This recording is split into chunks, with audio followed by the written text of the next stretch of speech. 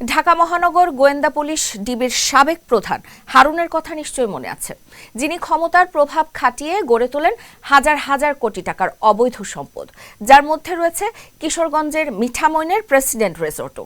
এই রিসোর্ট তৈরিতে তিনি যাদের কাছ থেকে জমি কিনেছিলেন সেখানেও করেছেন বড় ধরনের জালিয়াতি। রিসোর্টের স্থাপনা যে জমির উপর রয়েছে তার পরিমাণ 2.5 বিঘা, কিন্তু জমির প্রকৃত মালিককে মাত্র 1 লাখ টাকা ধরিয়ে দিয়ে তার দলিল কেড়ে নেন হারুন।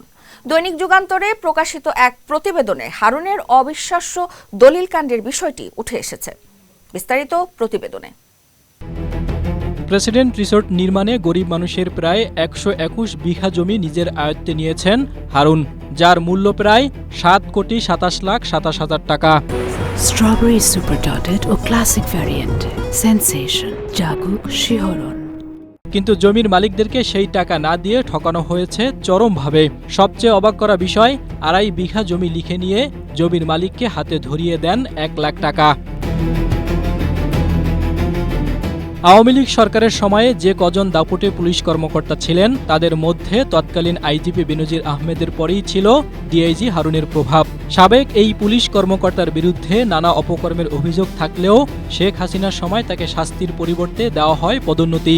ডিএমপির তেজগাঁও জোনের ডিসি থেকে পরে ডিআইজি এবং পদোন্নতি পেয়ে হয়ে যান ডিবির প্রধান। এরপর থেকেই তিনি আরও বেপরোয়া হয়ে ওঠেন। সংশ্লিষ্টরা জানান, রাজনৈতিক বলয় ও প্রভাব তৈরি করে বেনজিরের মতো হারুনও ধীরে ধীরে দুর্নীতির ডালপালা বিস্তার করেন। রাষ্ট্রীয় একটি বাহিনীর পোশাক ব্যবহার করেছেন মানুষের অধিকার হরণ আর দুর্নীতি লোপাটের কাজে। সরকারের শীর্ষ পর্যায়ে যোগাযোগ থাকায় হারুন হয়ে পড়েন বেসামাল।